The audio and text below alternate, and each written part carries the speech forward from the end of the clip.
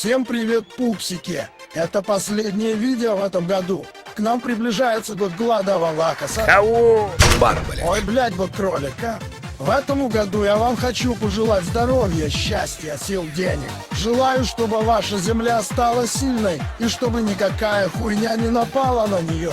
Насчет вопросов-ответов я сделаю его в 2023 году.